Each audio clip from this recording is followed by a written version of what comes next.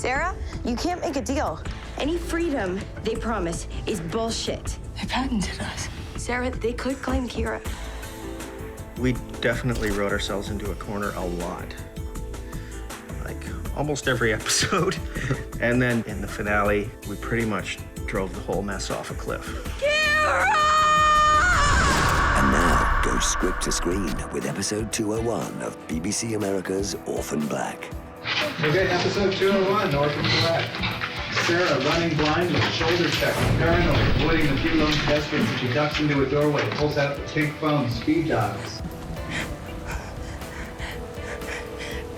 Hey, this is Felix. Where are you? They took him. They took Kira and Mrs. Ed. Now that we've done it once, there's new challenges, there's new kind of depths that we can go to with the characters and new explorations, and we know them, but how do we get to know them more, and how do we challenge what we know of them? Paul? Hello, Sarah. There is a painless way to reunite with Siobhan and Kira. Simply surrender yourself. The clone scenes now are exciting because it's not just, wow, it's a clone scene, it's wow, it's a clone scene, and there's real character development happening here, and there's real emotion and interaction happening. Rachel, you bitch. Me and Kira are not your bloody subjects. Neither is Siobhan. It's easier in the sense that a lot of the world has already been established. From that point of view, things are a little easier. The scripts, however, are kind of more complicated in a lot of ways. It always becomes an exercise in what story don't we tell? This is the one. Because you can't do all the threads at once. That's one of the biggest challenges for the writers. We've come here to take you to Kira. Where is she?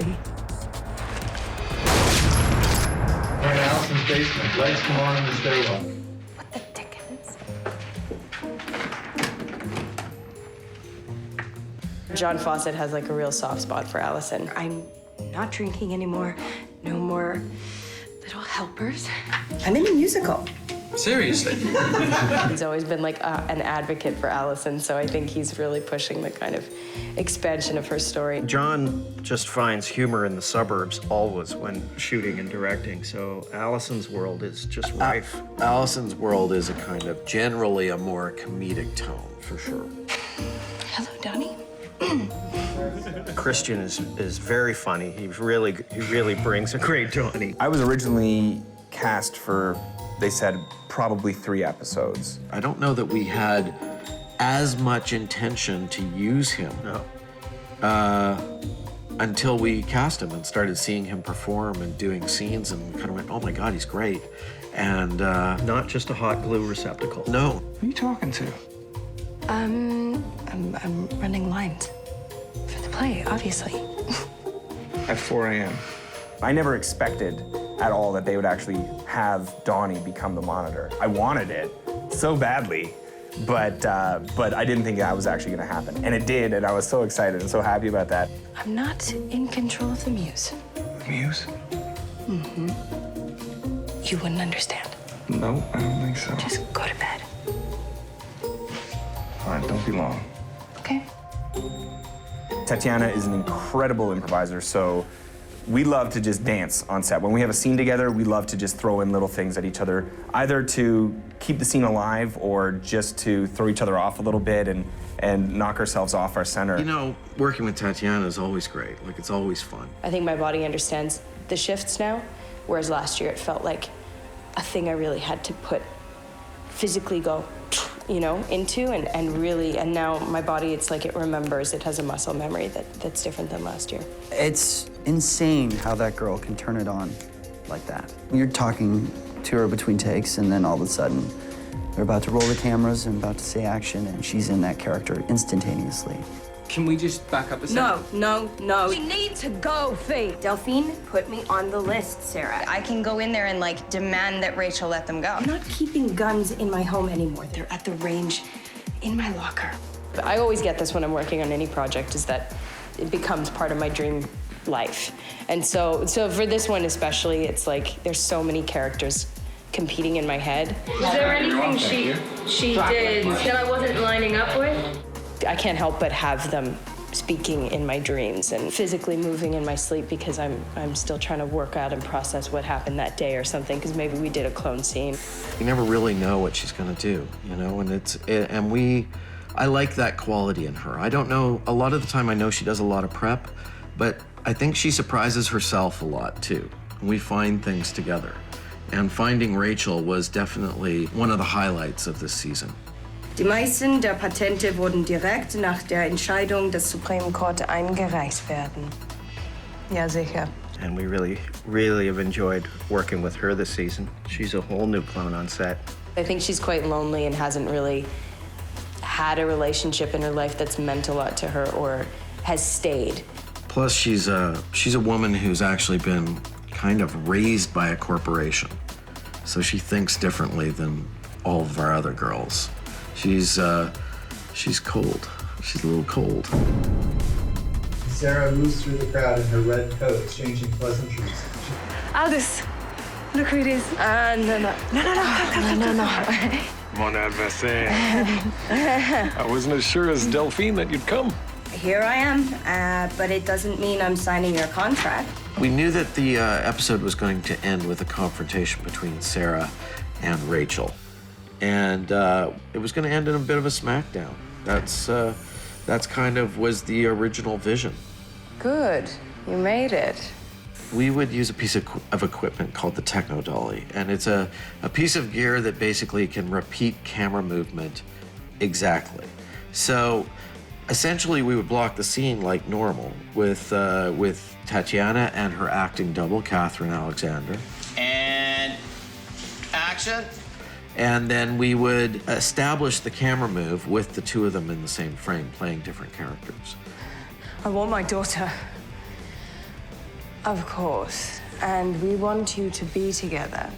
But my people found your foster mother's house overturned. It was really physical and really dynamic and really fast-paced and violent. So it wasn't like we could just kind of calmly, place tennis balls. They were kind of like coming up into frame to keep my eye line moving. They were gone when we got there. You're lying. I lied to get you here, but we don't have them. You don't have her. You're dead. So that scene was really challenging. And I was playing Rachel first that day. That was probably the most technical scene we've done because of the violence and the contact between the two clones. There are other forces vying for our fate, Sarah. We'll get Kira back together. There's a moment where I'm over top, where Sarah's over top of Rachel and has a gun to her face. So it couldn't be my arm, so it had to be Catherine's arm. Nobody lays hands on me. I had a stunt coordinator holding me up because I couldn't stabilize myself and just had to use my one arm. So it's those kinds of crazy technical things that are so awesome in this show, and just really funny to film because we would just burst out in laughter after the take because we looked so ridiculous. It was hard to keep a straight face at that moment. It's long and complicated, but it provides incredible visual reality that these two women are real and together in the same frame. Studio art department, art catches mail on the front steps. A two-story walk-up. Someone steps out of the shadows. Hey, it's me. Jesus Christ, you are like a bad smell. Art is the moral center of this show, and I know Sarah trusts him, even though she can't necessarily trust him. Maggie Chen? She has to rely on somebody, and he's the only one, so. If somebody comes to you and lays that kind of story in your lap, like, how do you not just get up and walk out of the room? Well, you're not having one. I want it straight up. But for Art, it's his reality. And he knows that what the story that Sarah's laying out for him is true because the puzzle pieces all fit. The cowboy who took the shotgun blast was a religious extremist, like Maggie Chan. A Prolethean. Elena's people. Why don't we start with that? I imagine that scene, being an hour and a half long of her just telling him the story and him saying, stop, let's go back. Tell me how this happened. Stop. Tell me about this part. You sure you want to know what this is all about? I guess we'll find out. In a hotel room now, nondescript on Kira, isolated in darkness. A man's hands are brushing her hair. Kira doesn't trust this, doesn't trust whoever he is. The hands settle her in close and weak flame. Kira stares straight at us, unsmiling. Someone takes her picture. Look at the camera. We do write ourselves into tight corners, and we're always raising the bar on one another, both script-wise and then directorially. Yeah. So maybe we don't really want it to get easier. Thanks for coming. This is gonna be awesome.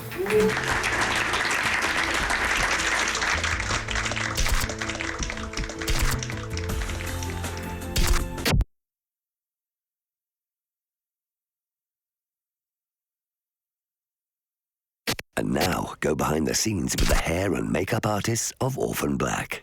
This is a dream job. We are in the design stage right from the very beginning. I couldn't dream up a show whereby I would feel I had as much freedom or as much artistic expression.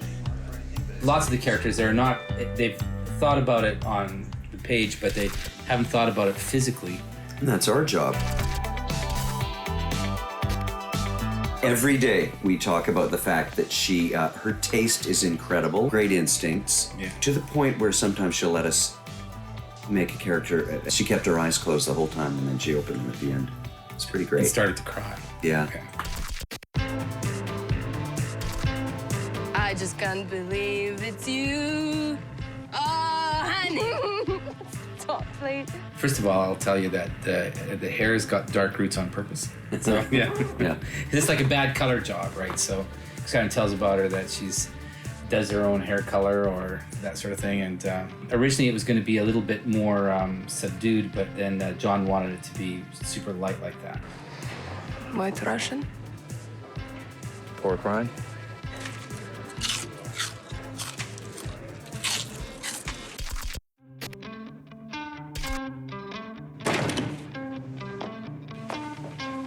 Hello.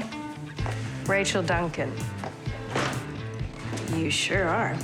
I think Rachel was Sandy's inspiration. A super high-end financial, like a Wall Street CEO. giant, a CEO, like super powerful. I just told him it was gonna be a blonde, and they kept saying, it's not gonna be too blonde, is it? It's not gonna be this, it's not gonna be that. I said, no, it's gonna be fine. Good. You made it. Kira's here, and I want to see her now. We wanted her to be, I think, the anti-Sarah. Someone that Sarah would hate. Who would piss Sarah off? This woman would. If you don't have her, you're dead.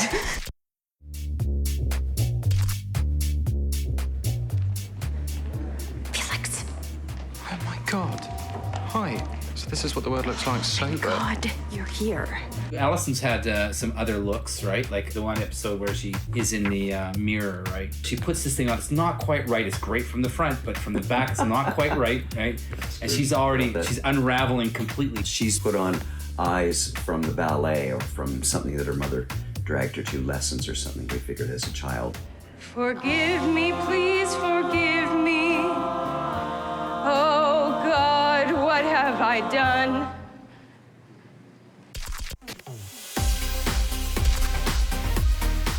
Who the hell are you? You're Tony? No, I'm Harry freaking Potter. There's a huge dialogue happening between myself and Stephen and Sandy. There was a lot about Tony and a lot of test driving things and a lot of trying things out. They have the same genetic makeup. So that's hard. If something's not a hair color or a contact lens, how can we change them? And I thought, what about someone who's transitioned from female to male? We did about 4 makeup and hair tests and a few kind of little costume things before we settled on the final look for him. We know that Tony is going to be played by Tatiana Maslany. To try to pack all that hair underneath a short wig for a man always looks a little bit phony. So we thought to go with a mullet. Whoa, shite. We wrestled with makeup looks. In your face things we were talking about from the beginning. Yeah, I think right. a little bit right up in your face. In your face, yeah. Here it is. Look at us, we're hot. Very often, women who transition to men, this is the first place They the hair can. will They appear. do 'cause they can, yeah. Well, you've got absolutely nothing I haven't seen before. Let's drink to that. We wanted this to be more than just, you know, an after-school special or a gimmick, a one-week gimmick. Yeah, Very much. a one-off thing, right? Yeah, it's too important. This job, absolutely, makeup artist's dream. Yeah, it's like your portfolio is every show. When I look back on the first day that we were coming up with the characters in that trailer last year to what you see on screen now, there's almost zero difference. What we stood through. When you see them cut side by side. My name is Allison. My name is Kasima. My name is Sarah. My name is Rachel Duncan, and we are going to come to terms. You believe that that person is the person. Whether it be the acting, the wardrobe, the hair and makeup, you believe that person exists like that. And that is the amazing part.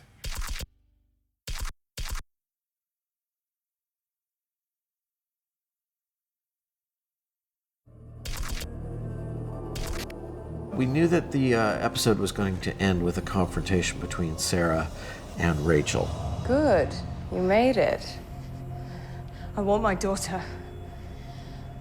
Of course. And we want you to be together. Tonight we are working on a clone takedown. It's two clones fighting.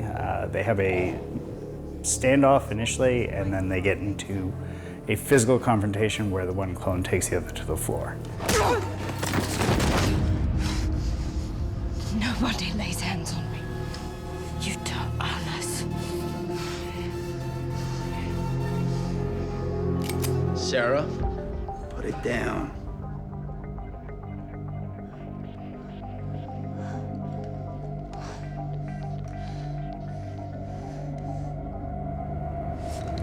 He writes it, and then I get, you know, it's like, yeah, here you go. Isn't it great?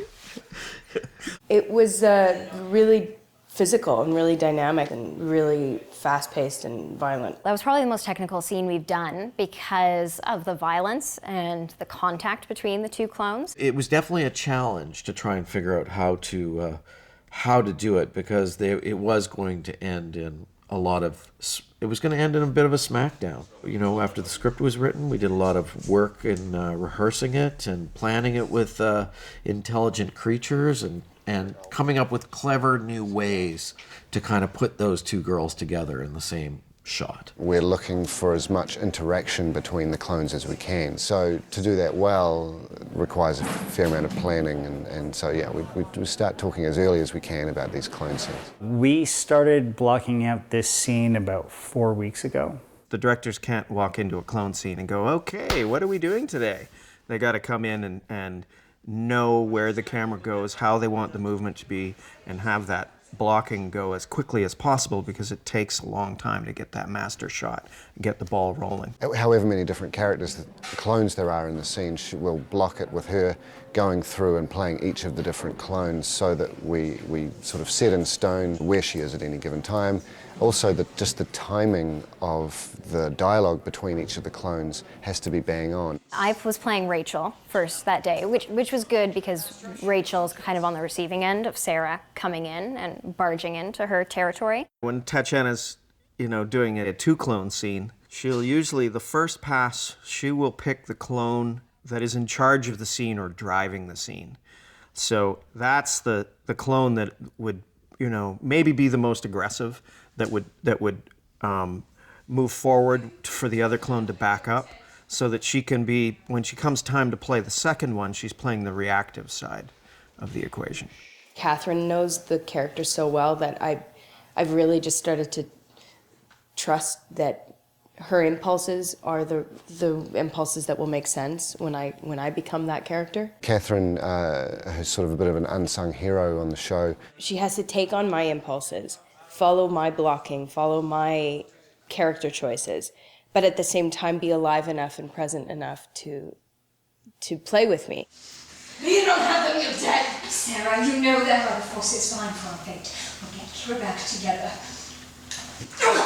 We shot out Sarah first, so we'll do a plate with Sarah, we'll do a plate with Rachel, We'll do a clean plate with nothing in it, just so we can paint back all the pieces that are missing. We then ask the acting double to step out, and we replace her with either eyeline marks on the wall or C-stands with tennis balls. Good. You made it. I want my daughter. Of course. And the other thing that's necessary is to make sure that the eye lines are correct for both Rachel to look at Sarah and Sarah to look at Rachel, even though they're not in the same room at the same time.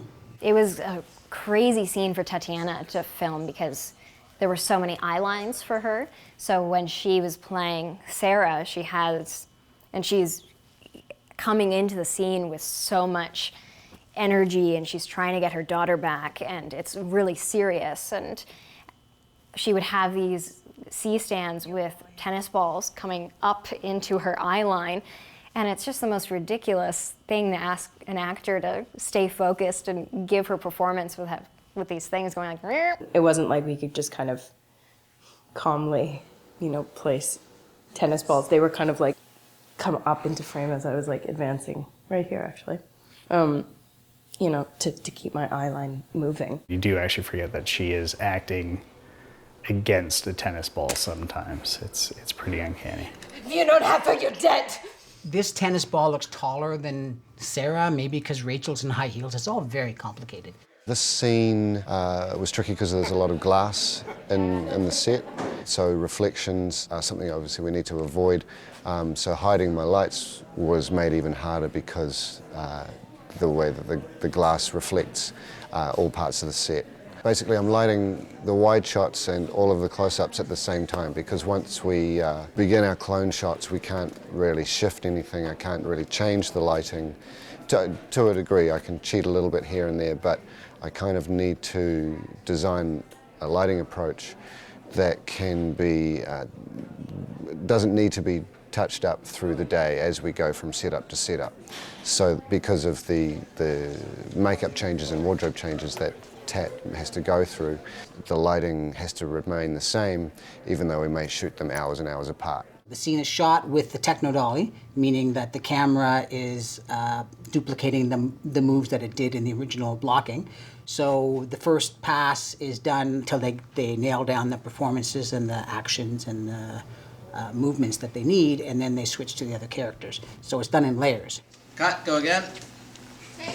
It's long and complicated, but it provides incredible visual reality that these two women are real and together in the same frame. The Technodolly, when it works fantastically well. We had a couple of technical malfunctions, as I recall. The Technodolly is known as the time vampire, as much as we love it. That's right. It was 13 hours for sure. Here's what I'm going to have to get you to do. Do it. Yeah. One arm. You're going to have to do this without, you're going to have to put your gun arm behind your back. And you're going to have to lower yourself in. And it's going to be Catherine now. So weird. No. We'll shoot a reference. We'll practice it, obviously, the way it's got to be, but you got to be able to do that. Oh, fuck, really? Yeah, so you got to get your hand in a good balance position so that you can support yourself and get your face in real low.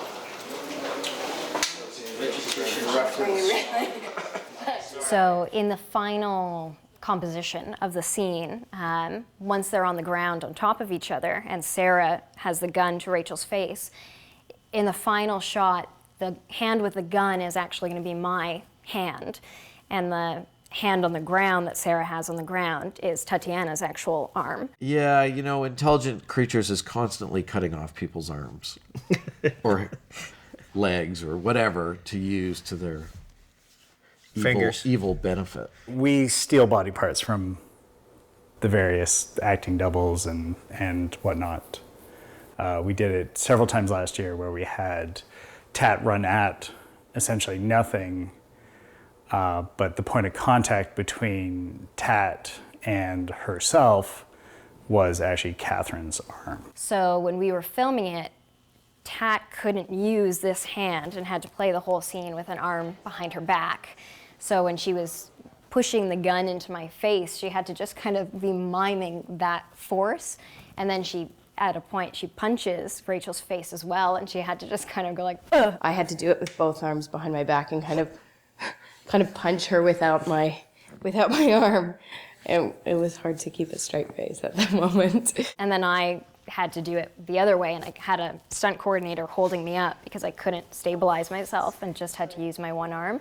So it's those kinds of crazy technical things that are so awesome in this show, and just really funny to film, because we would just burst out in laughter after the take because we looked so ridiculous. When we locked the picture and we were done with this particular scene, none of us noticed the hand on the waist until after the very, very near to the show being aired, and we had to go back and fix the hand because we all totally forgot, because we all focused on the gun and we're focused on the faces and make sure that the performances match up and that they're looking at their eyes, etc. And we all forgot about the hand on the waist. We had our stunt coordinator's hands fully in the scene, so it looked like one of the clones had giant man hands sitting on her hip, so we had to remove that. The one thing I didn't catch, which was funny, was we had somebody Hollywood in a stand and she was hiding behind a desk. That was fine, except for the fact that we actually caught her reflection entirely over the one dark spot in the background. So we had to actually paint out a whole person that we hadn't anticipated on. We worked on that sequence for about 3 weeks. As far as actual man days, it was probably about 10 man days. There was a couple of timing slips that we had to do where we literally had to isolate Catherine's hand from the Tatiana plate and slide it ahead. As they fall into frame,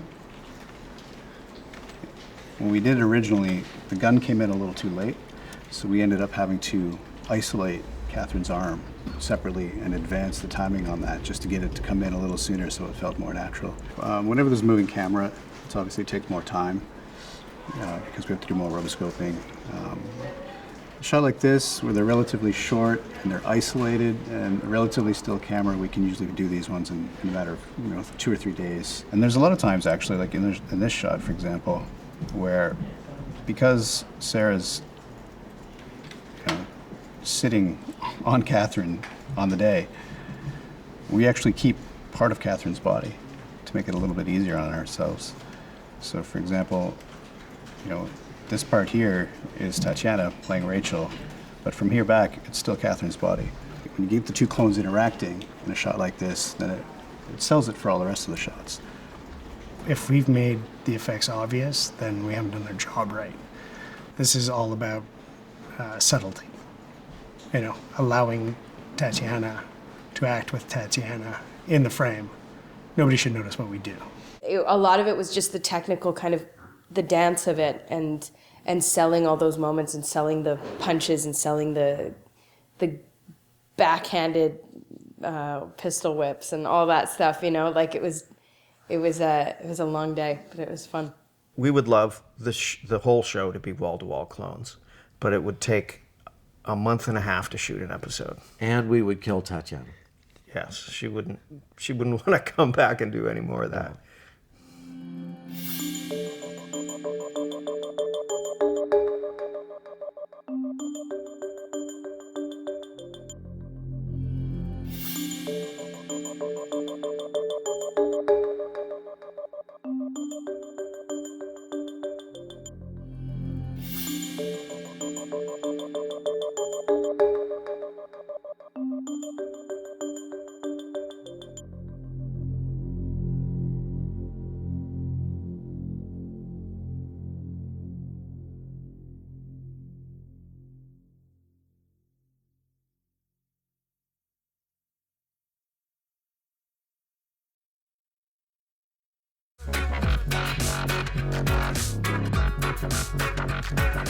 Listen, I don't know if this is a good idea or not, because it's crazy, but Art has someone downstairs who really wants to meet her sisters.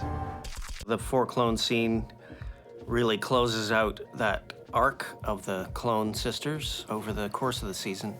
Cosima, Sarah, and Allison, they were divided at the beginning of the season, and one of the themes we were working on was sort of that we are stronger together, that was going to be a realization as the series went on.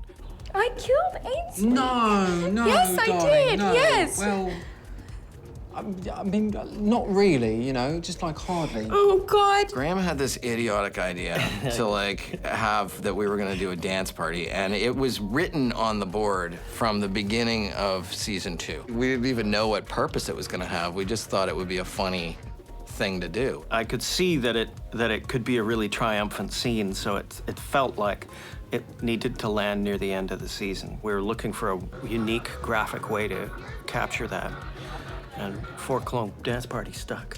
It was important for us in terms of Sarah's story, is that Sarah kind of rises to become a leader and kind of becomes sort of the glue to bring the sisters and the clones together. That's my brother, which means he's one of our sisters. Family.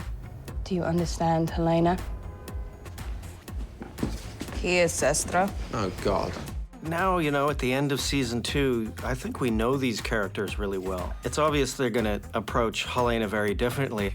For Sarah to agree, yes, Helena's coming in, she's gonna meet her sisters, and she's gonna see Kira again.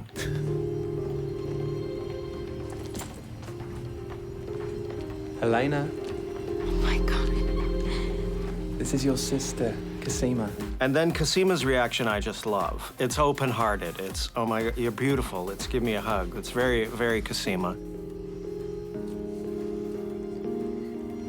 I like your hairs. I like your hairs, too. It was just fun to write those, and I don't think it was particularly difficult. They, you know, it was a moment I was definitely waiting for a long time. So this basically begins a scene where Helena is going to be introduced to her sisters for the very first time. Now you can see here this is a camera move, so this is a motion control shot, and in between the two girls, you can see Allison back there, and I think that that's just a really cool moment where the camera sort of comes around and reveals Allison in the back. Tatiana's up for all sorts of challenges. I mean, as soon as we said it to Tatiana, we want to do a 4-clone dance party. Tatiana is like jazzed, right? Whenever there's a kind of big new challenge, she's pretty stoked for it. She loved the idea, and Jordan had done several clone scenes with the Techno Dolly. Yeah. So he knew what he was up for, but he was used very strategically in that shot. Now, Cosima drops the needle on Adam Shake's record with the fake label. The track we picked is a friend of mine, an electronic music artist, Adam Shake, a West Coast DJ. It's very Cosima, seems very West Coast. And now you can see back there that we have 4 girls in one shot. And this is a little bit of a historic Orphan Black here happening, don't you think? It is. It's a kind of exciting bit, because we, from the beginning of the season, said, wouldn't it be the most stupid, crazy thing we could do is have a whole bunch of clones and have a dance party? For no real reason. It's not like a whole bunch. I mean, it's not really plot-oriented, is it? Of course. We chew up some screen time just having a blast, having a dance party. It's an emotional climax, John. Okay, anyway, you can see that Felix drags the coffee table away and then reemerges in frame to grab Allison's hand. And Allison, oh, no, thank you. No. And so that's 2 different layers. Felix began with Cosima and then left frame and re-emerged and is actually physically interacting with Allison. And so that's just a little bit of sleight of hand. And that there bum slap, that's a little Jordan and Tatiana just improvising on the dance floor. Each girl has their own dance, right? So Tat kind of designed, figured out how each of these characters would dance as well. The blocking tape for the marks on the floor is the most complicated tape I've ever seen on a film set. So first we've marked off the Helena portion. She's actually got the biggest area because she's the wilder of the 2 characters. Cosima and Sarah are mapped out here. They both share similar sized box because I feel that they're almost similar enough in personality and disposition. And then over here we have the Allison pass. Her dancing quadrant, if you will, is actually the smallest because she's the most reserved. They can't go this far over this line because then they start to lose their hand into somebody else's body. I kind of need to design a lighting approach that doesn't need to be touched up through the day as we go from setup to setup. So because of the makeup changes and wardrobe changes that Tat has to go through. We'll do multiple passes on any given shot. It's so technical. It's so technical. And that's the thing, it's like a dance party where we have to be so specific about where we wildly dance over here. And Helena goes crazy, and the crew's jaws drop to the floor. Yeah, because she just kind of lost it there. I wasn't sure. It was like after we shot one take, it was like she came. I was like, wow, that was a crazy. Can you do it again? And of course, you have to do these dances a number of times to get it right. And then after about the third take, she was like, I don't know why I started that in the first place. This took a lot of energy. We began with Cosima, then Tat changed into Allison, and we did everything, shot all of their pieces from both scenes. And then on day 2, we began with Helena, and then changed into Sarah. Felix is really interesting because he can only interact with one real person there. At the beginning, you see Jordan step in and join Cosima. Then they start dancing and the camera moves towards them. Felix grabs the coffee table, and if you watch in the shot, he drags the coffee table and disappears off camera. When he comes back on camera, he interacts with Allison. So he's actually gone off camera, come back. It's like a little sleight of hand here. Now, in the Allison pass, he can interact with Allison. Then, as the dance continues, he actually sort of slides off camera, disappears off camera, returns with Sarah. So now he's interacting with Tatiana as Sarah in the Sarah pass. As it comes together and as the monitors, you're able to watch, first of all, at the end of the first day, you're able to watch a composite with 2 Tatianas dancing. Everybody starts to get excited because you realize it's working. By the second day, when you've got 3 and 4 clones on and the Vis Effect guys have got a rough composite going on now. You're playing the track, and this track that's playing again and again and again for us. You're playing the track, and the whole crew was crowded around those monitors watching this bit of work come together. It was pretty amazing. So those 2 scenes took us 2 days to film. We had 2 dance rehearsals to make sure that we kind of knew what we were doing before we got to the set. And that kind of made things a little smoother. We figured out what music we were gonna use, and we figured out kind of the movements of the characters and the camera movement that we were gonna try and incorporate. There was a lot riding on this day where we were gonna shoot these clone scenes. A lot of little technical glitches can go wrong. You can lose hours to a techno dolly crash. Yeah. We had to build in safety margins into our days. And then those 2 days went very smoothly, and we actually got the crew out of there early on a Friday, which was unheard of for Orphan Black. It was. I think a 4-clone dance party at the end of the day is going to be easier than like a sit-down 4-clone dinner with dialogue and serving platters. That's. Although we should do that next season. We will. Let's do 5 clones and have a Thanksgiving dinner. 5-clone Thanksgiving dinner. That's what we're gonna do in season 3. 5-clone fondue. Yeah, and then nice. And an exploding turkey. Okay. Okay. David Lynch, a little Eraserhead. Yeah, season 3 finale. Mark my words.